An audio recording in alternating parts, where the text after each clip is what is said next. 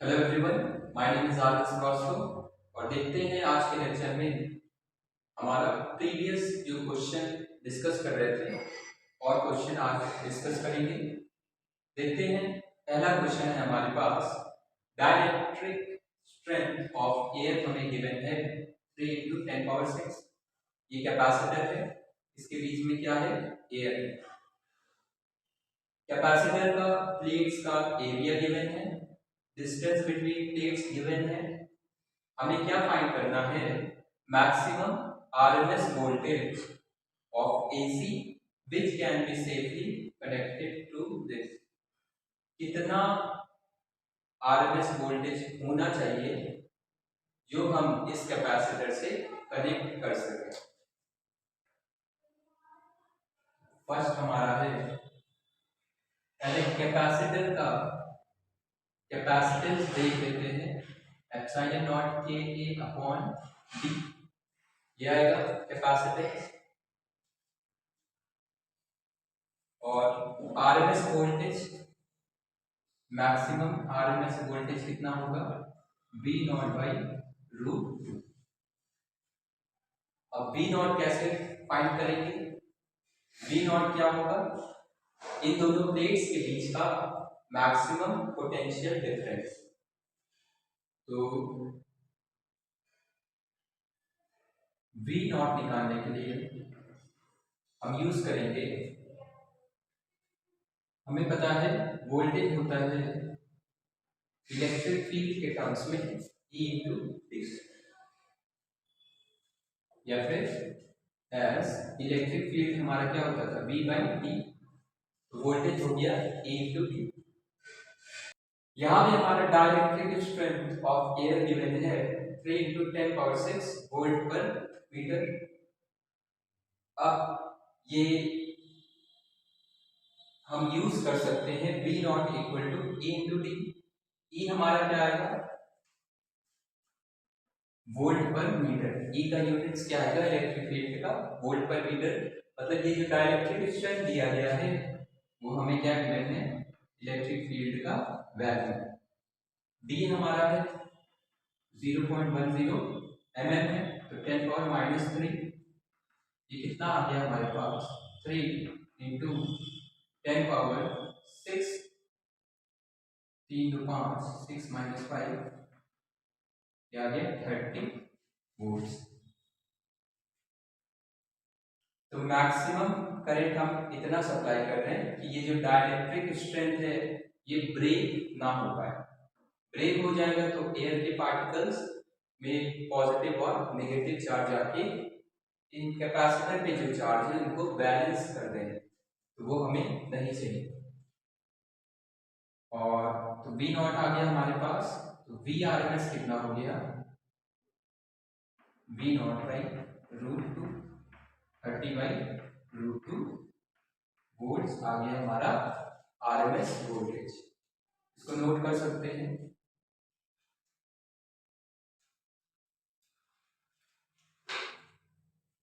इसको पॉज करके नोट कर सकते हैं।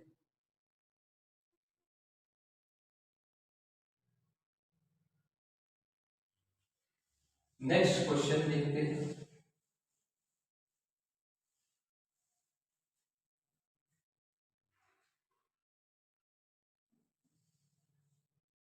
क्वेश्चन है हमारे पास सर्किट डायग्राम गिवन है। ये कैपेसिटर है, कैपेसिटेंस 10 F और वोल्टेज है 10 sin ωt। हमें क्या फाइंड करना है, peak current in circuit for omega equal to 10/s। Capacitor है हमारे पास और इस पे वोल्टेज एसी वोल्टेज है 10 sin ωt।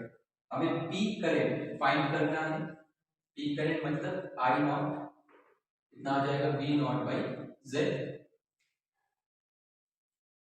अगर कैपेसिटर है तो कितना हो जाएगा, XC।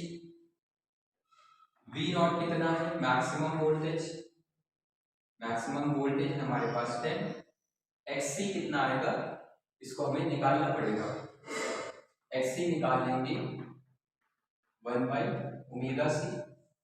ओमेगा कितना है 10, 1/10 इंटू 10 म्यू फैराडे, तो 10⁻⁻6 ये आ जाएगा हमारे पास -6 + 2 -4 मतलब 10⁴ ओम्स आ गया हमारा Xc का वैल्यू। I नॉट आ जाएगा 10/10⁴ 10⁻⁻3 एम्पियर्स आ गया हमारा पीक करंट। इसको नोट कर सकते हैं। तो हमें ये जनरल फॉर्मूला ध्यान रखना है, V0/Z। करंट होता है V/R, उसी तरह V/Z। कैपेसिटर है तो Xc आ जाएगा, इंडक्टर है सेल तो XL आ जाएगा। तीनों है तो हम Z को फाइंड करेंगे।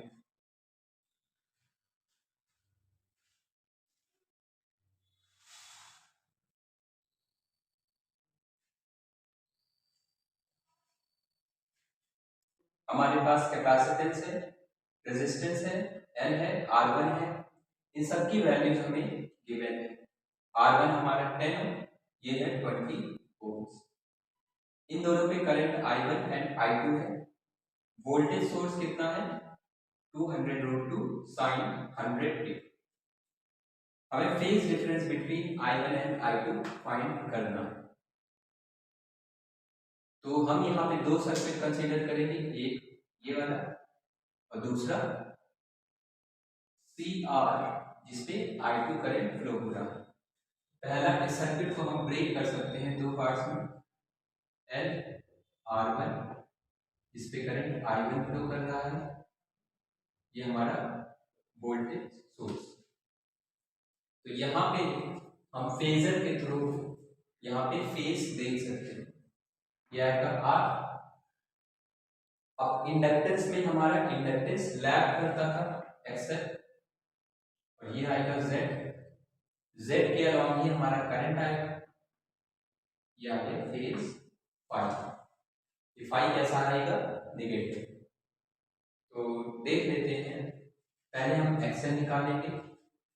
XL आएगा ओमेगा L। ओमेगा हमारा कितना है sin 100t, तो sin ओमेगा t, ओमेगा है 100। L है हमारे पास √3/10। एक जीरो से एक जीरो कैंसिल, 10√3 ओम्स। फेस कैसे देख सकते हैं, परपेंडिकुलर एक्सल, बेस है हमारे पास R। 10 ∅1 आ गया XL/R। XL है हमारे पास 10√3, R है हमारे पास जो R1 था, XL/R1 आएगा, ये कैंसिल, कितना आया 10 ∅1√3 मतलब ∅1 आ गया 60 डिग्री। ये आ गया हमारा पहला फेज डिफरेंस। हमें बस फेज डिफरेंस देखना है।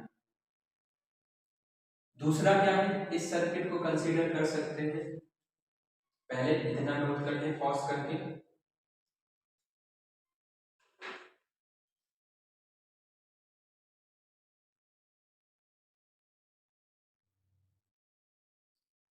नेक्स्ट देखते हैं, अब ये जो CR है, C और R2, तो यहीं पे कर देते हैं सॉल्व। हमें C की जरूरत है और R2 की जरूरत है, इसको हटा सकते हैं। ये आ गया हमारा सर्किट। तो C और R2 है, तो रेजिस्टेंस हमारा ऐसा कुछ आएगा। C हमारा आएगा, C हमारा क्या करता था, लीड करता था Xc कैपेसिटिव रिएक्टेंस, और ये आएगा Z। तो यहाँ पे जो ∅2 है वो आगे की तरफ है, तो Z क्या आएगा tan ∅2। tan ∅2 आएगा Xc/R। Xc पहले हम निकाल लेते हैं। Xc की जरूरत पड़ेगी, R हमारा पता है, R क्या है R2। Xc equal to 1 by omega C, 1 by omega है 100, सी हमारा कितना है √3/2 म्यू फैराड, √3/2 इंटू म्यू है इसलिए 10⁻⁻⁶, ये दोनों मिलके हो गया 10⁻⁴, ऊपर जाएगा 10⁻⁴ इंटू 2/√3, ये आएगा हमारा। अब tan phi2 equal to perpendicular, perpendicular किसके बराबर है, xc के बराबर upon base, xc upon r, तो 2 इंटू 10⁻⁴ अपॉन √3 इंटू r, यहाँ पे क्या आएगा R2 वाला, R2 कितना है 20। तो ये वैल्यू हमारा ऊपर वाला वैल्यू बहुत लार्ज है, ऊपर वाला वैल्यू बहुत लार्ज है, तो हम इसको ले सकते हैं R2 कितना आ जाएगा, tan की वैल्यू जब बहुत लार्ज हो, tan का ग्राफ ऐसा कुछ होता है, tan 90 हमारा इनफाइनाइट होता है, इसको हम अगर वैल्यू लार्ज है तो phi2 ले सकते हैं 90 डिग्रीज।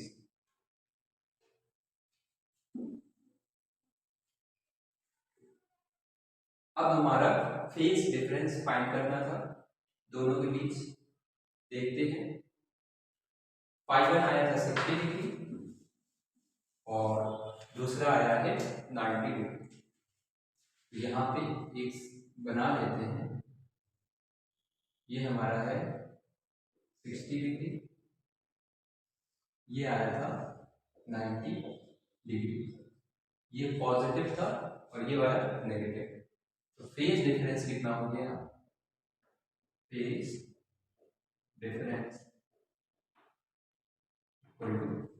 फेज डिफरेंस हमें किसके किसके बीच में देखना था, 1 एंड 2 के बीच का, I1 and I2, I1 and I2, I1 की वजह से फेज डिफरेंस आया है, तो इनके बीच का फेज डिफरेंस कितना है, ये है हमारा I1 और ये वाला है I2, तो दोनों के बीच में फेज डिफरेंस कितना है, 90 + 60 150 degrees, 150 degrees, 90 + 60 degree, that is I2 is ahead of I1 by 150 degrees, ये है हमारा आंसर। इसको नोट कर सकते हैं पॉज करके।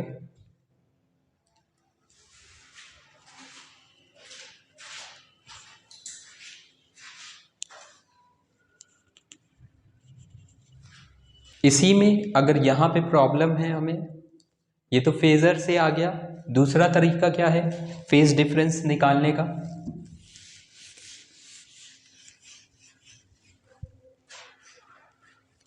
I1 हमारा क्या आएगा, I1 हमारा लैग कर रहा है ओमेगा टी, इसका फेज क्या आएगा ओमेगा टी -60 डिग्री, जो भी आए I0 साइन, I2 कितना आएगा I0 sine omega T +90 degree, ये आएगा।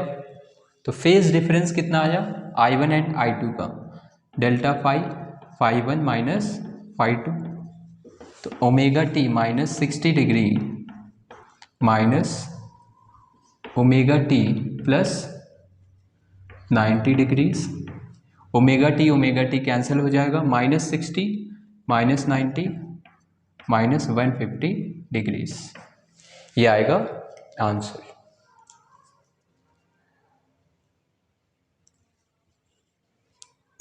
तो हमें ये क्या दिख रहा है phi1 -phi2, अगर हम phi2 -phi1 निकालते तो हमारा पॉजिटिव आ जाता, तो हमें मैग्नीट्यूड पता चल गया 150 डिग्रीज।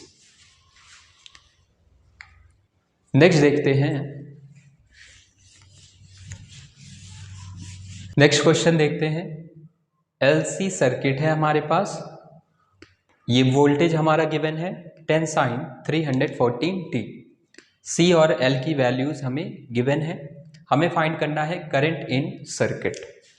तो यहाँ पे current as a function of time find करना है, क्योंकि यहाँ पे हमें पीक करंट या RMS करंट नहीं बोला गया है। तो देखते हैं, इसका फेजर बना लेते हैं। R हमारा, और ये होता था XC और ये होता था XL। अब R तो हमारे पास गिवन नहीं है, मतलब इसका काम खत्म। तो अब हम पहले XC फाइंड करना पड़ेगा। XC आएगा 1/ωc, 1/ω कितना है 314, C है हमारे पास 100 म्यू फैराडे, तो 100 इंटू 10⁻⁻⁶, ये ऊपर जाएगा 10⁴, 314। XL कितना आएगा ω_L, ओमेगा है 314, L है हमारे पास 40 मिली हेनरी है, मिली मतलब 10⁻⁻3। तो यहाँ से कितना आ गया, पहले इसको लिख लें, अपॉन 314। तो ये इसको अप्रॉक्स हम कंसीडर कर लेते हैं 100/300, 2 0 से 2 0 कैंसिल, 3 3 × 9, 33.33 ओम्स आ जाएगा। इधर क्या आएगा, 4 4 × 16, 4 1 × 4, 1 5, 4 3 × 12, ये हो गया 10⁻⁻2, 12.56 ओम्स। XL और XC हमने कैलकुलेट कर लिया है। करंट हमें फाइंड करना है। करंट कैसे निकालेंगे, हमें Z निकालना पड़ेगा। इसको पहले नोट कर लें क्वेश्चन को, फिर हम करंट फाइंड कर सकते हैं।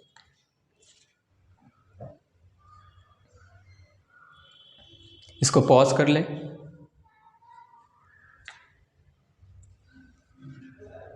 तो देखते हैं करंट कैसे निकाल सकते हैं। करंट आएगा हमारे पास V/Z।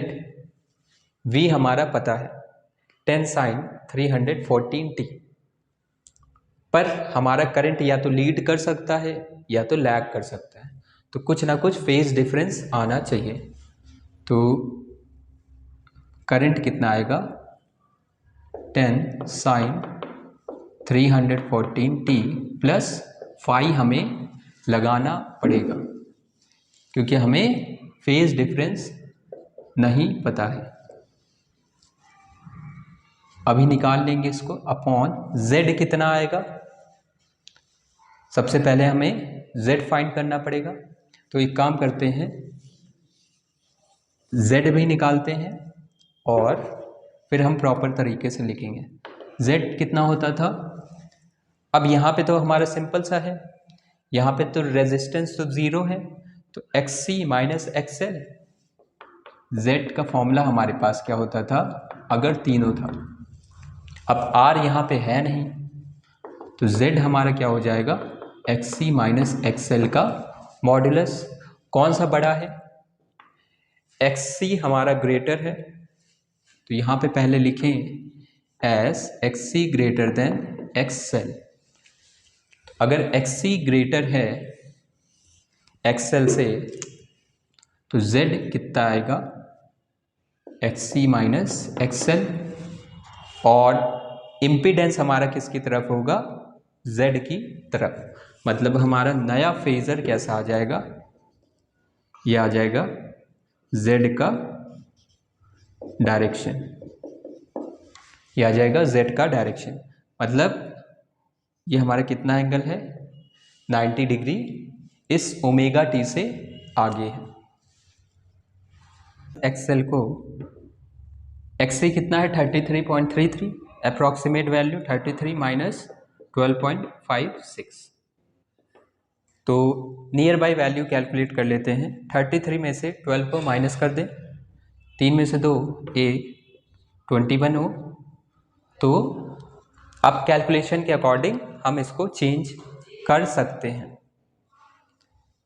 अब यहाँ पे करंट कितना आएगा, Z के अलोंग ही आएगा। इसको नोट कर सकते हैं पॉज करके। तो करंट देखते हैं हम।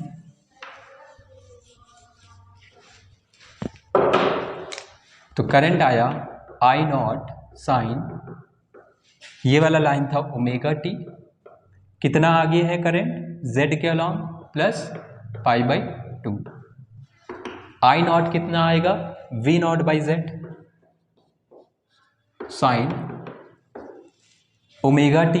अब ओमेगा टी हमारा जो भी गिवन हो क्वेश्चन में, ओमेगा हमें पता था, ओमेगा शायद गिवन है हमें 314, तो यहाँ पे 314 पुट कर सकते हैं। V नॉट था हमारे पास 10 अपॉन Z का वैल्यू 21 आया है, इसको नियर बाई यहाँ पे लिख देते हैं 21 साइन 314t प्लस π/2। 0 से 0 कैंसिल, ये 1 है, नियर बाई 20 कंसीडर कर लिया है। 0.5 साइन 314t प्लस π/2, ये कितना आ गया साइन π/2 प्लस थीटा, कॉस आ जाएगा कॉस ओमेगा टी, ये आ गया हमारा आंसर। तो इस वाले इक्वेशन से दिख रहा हमें Z के अलोंग हमारा I आएगा। सिंपली आपको ये याद रखना है कि जो हमारा Z है उसके अक्रॉस ही उसी के अलोंग करंट आएगा। अब फेजर डायग्राम से करंट आगे है या पीछे है उसके हिसाब से यहाँ पे साइन को पुट कर सकते हैं, नोट कर सकते हैं पॉज करके।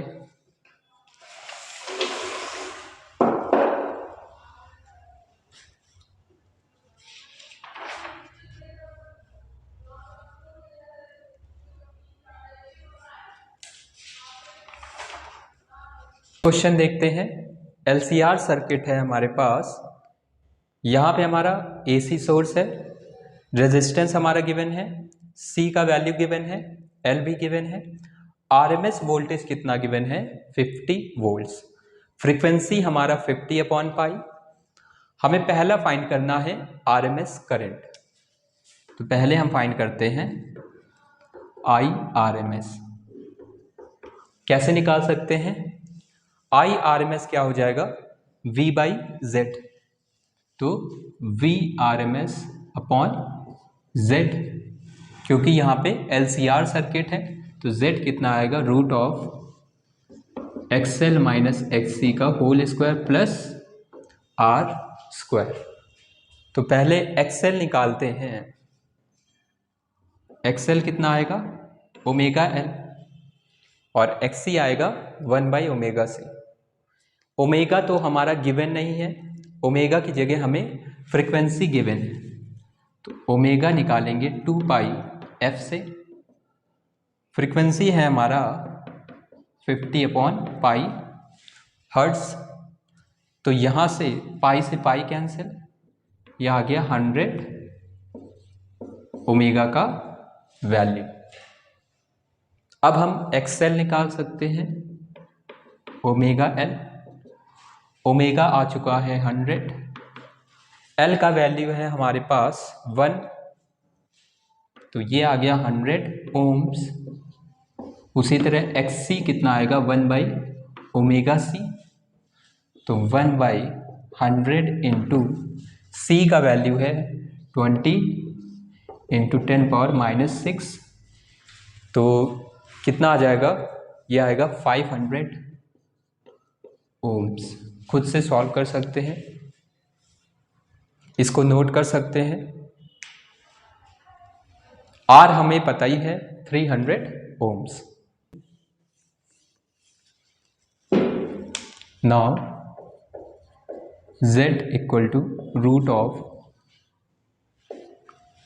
XL माइनस XA, XL है 100 माइनस 500 का, या फिर हम ये भी लिख सकते हैं 500 माइनस 100 का होल स्क्वायर प्लस बड़ी में से छोटी वैल्यू को माइनस कर सकते हैं, स्क्वायर क्योंकि लगा हुआ है। रेजिस्टेंस है हमारे पास 300, यहाँ से कितना आएगा, रूट ऑफ 400 का स्क्वायर और 300 का स्क्वायर, ये आ जाएगा 500 ओम्स। Z का वैल्यू आ चुका है, Z आ गया मतलब IRMS भी आ जाएगा हमारे पास। Now therefore IRMS equal to VRMS upon Z। VRMS था हमारे पास 50, Z है हमारे पास 500, तो ये कितना आ गया 1/10 एम्पियर्स।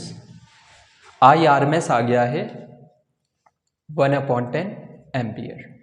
इसको नोट कर सकते हैं, पॉज करके इसे नोट कर लें, क्योंकि नेक्स्ट हमें फाइंड करना है RMS वोल्टेज अक्रॉस कैपेसिटर, फिर इंडक्टर, फिर रेजिस्टर। कैसे करेंगे देखते हैं।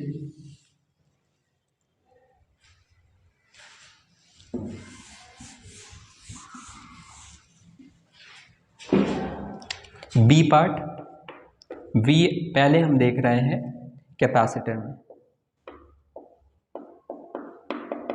कैपेसिटर में हमें VRMS फाइंड करना है। वोल्टेज होता है I into R, V equal to I into R, तो कैपेसिटर है तो I इंटू XC हो जाएगा। RMS है इसलिए IRMS, ये है हमारे पास 1/T। XC कितना है 500, तो ये आ गया 50 वोल्ट्स, ये आ गया RMS वोल्टेज अक्रॉस कैपेसिटर। उसी तरह इंडक्टर के across VRMS equal to I into XL आ जाएगा। करंट है 1/10, XL है 100, ये आ गया 10 एम्पियर। थर्ड है हमारा रेजिस्टर के across, resistor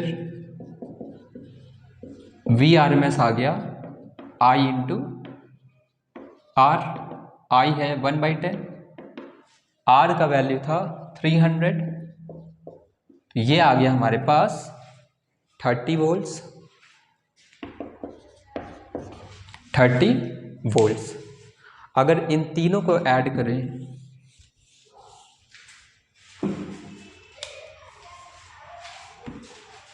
total V1 plus V2 plus V3, V1 है हमारे पास 50 प्लस 10 प्लस ये वोल्ट आएगा 30, 90 वोल्ट्स। टोटल आया हमारे पास 90 वोल्ट्स।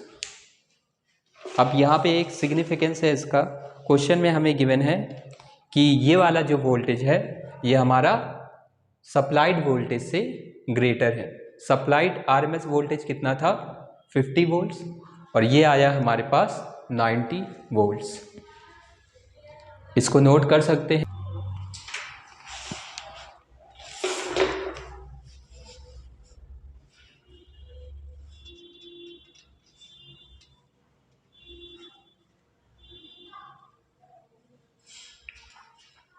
इसी क्वेश्चन के दो पार्ट्स और हैं, average electric field stored across capacitor और average magnetic field stored in inductor.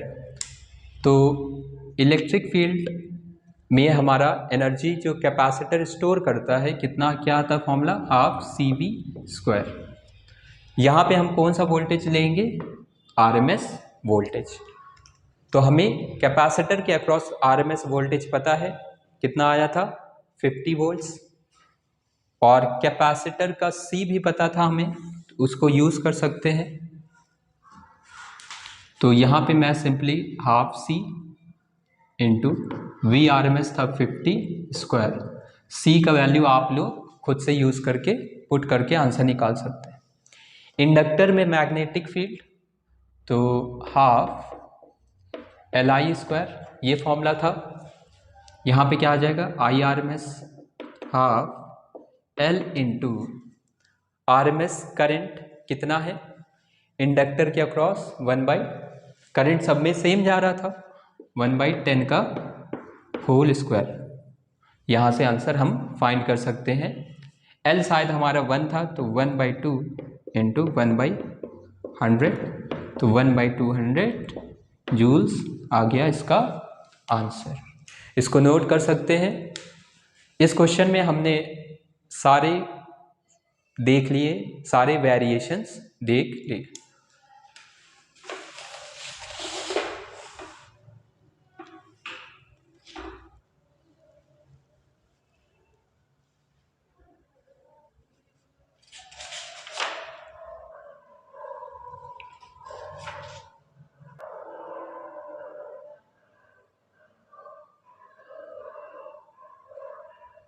अब ये हमारे पास इम्पॉर्टेंट क्वेश्चन है, क्योंकि इसमें थोड़ा सा क्वेश्चन को कैसे अप्रोच करना है वो हम देखेंगे। एलसी सर्किट है, आरएमएस वोल्टेज हमारा 24 वोल्ट्स गिवन है। क्वेश्चन में क्या गिवन है, when frequency of source varies, इसका फ्रीक्वेंसी अगर वेरी कर रहे हैं तो हमें आरएमएस करंट कितना मिल रहा है, 6 एम्पियर। तो हमें आई आरएमएस मिल रहा है 6 एम्पियर।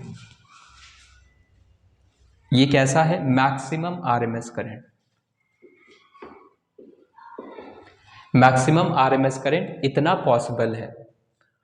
अगर मैक्सिमम है, मैक्सिमम कब होगा, जब ये दोनों रेजोनेंस में हो जाएंगे। रेजोनेंस मतलब इसका XL इक्वल टू XC होना चाहिए। तो करंट हमारा कितना है, 6 ampere. If inductor coil is connected to a battery of EMF 12 volts. Next हम क्या करते हैं, इस इंडक्टर कॉइल को कनेक्ट कर देते हैं 12 वोल्ट बैटरी से, जिसका इंटरनल रेजिस्टेंस है 4 ohm. What will be the current, तो यहाँ पे करंट कितना होगा वो पूछा गया है।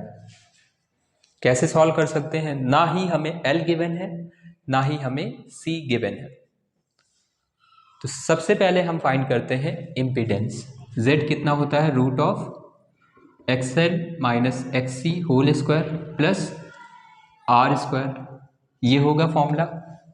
अब क्वेश्चन में हमारा R तो गिवन नहीं है। अगर R हमारा नहीं गिवन है तो देखते हैं IRMS कितना आना चाहिए। तो पहले हम रॉन्ग अप्रोच से सॉल्व करते हैं। ब्रैकेट में लिखते हैं wrong approach. XL equal to XC है, तो दोनों क्या हो जाएगा, 0, और यहाँ पे बचेगा रेजिस्टेंस हमारा है नहीं तो 0, मतलब इम्पीडेंस आया 0। ये आया इम्पीडेंस।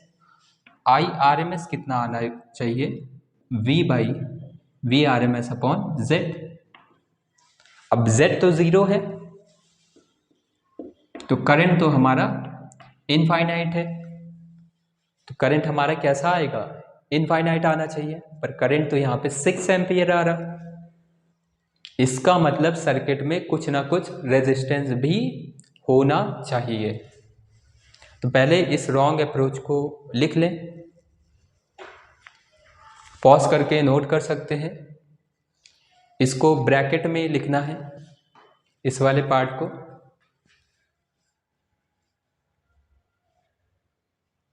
देखते हैं आगे।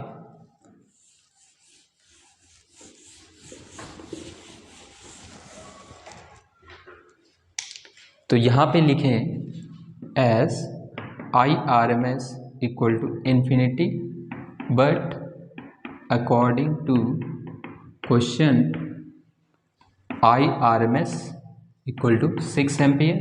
सो Z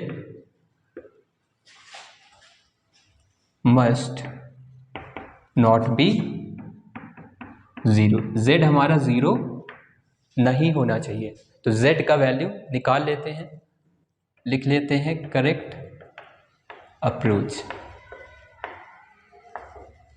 तो Z आएगा हमारे पास root of XL minus XC whole square plus R square. ये तो ठीक है, हमारा ज़ीरो हो गया है, ज़ीरो प्लस R स्क्वायर, तो Z आ गया हमारे पास R के बराबर।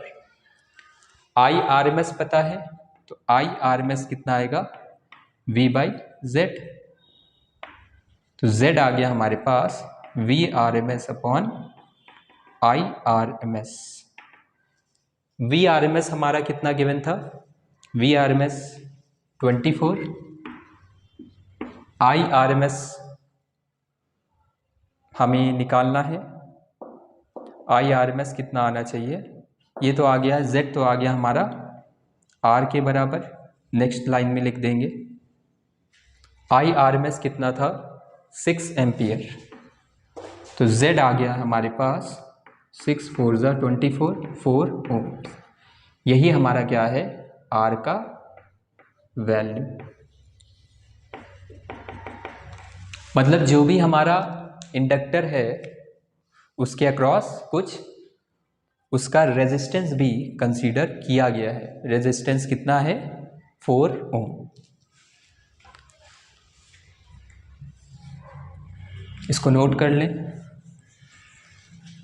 पॉज करके नोट कर सकते हैं।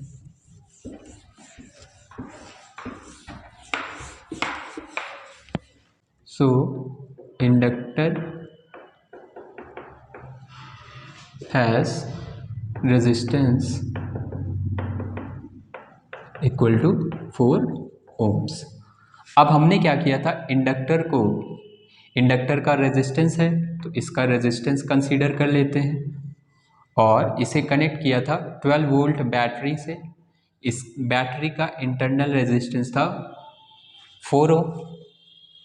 यहाँ पे हमें करंट फाइंड करना है। अब बैटरी तो हमारा स्टेडी स्टेट में है, कांस्टेंट करंट फ्लो होगा, कांस्टेंट करंट फ्लो होगा मतलब di/dt हमारा ज़ीरो हो जाएगा। तो इसके अक्रॉस वोल्टेज क्या आना चाहिए, ज़ीरो। मतलब ये हमारा बिहेव करेगा, क्योंकि यहाँ पे बैटरी लगी हुई है, डीसी सोर्स है, तो इंडक्टर हमारा शॉर्ट सर्किट हो जाएगा और ये सर्किट हमारा ऐसा कुछ बन जाएगा। तो I आ गया हमारे पास V/R इफेक्टिव। V है हमारे पास 12, 4 + 4, ये आ गया 12/8, 4 2 ज़ा 8, 4 3 ज़ा 12, 1.5 एम्पियर्स हमारा आंसर आ गया। इसको नोट कर सकते हैं पॉज करके।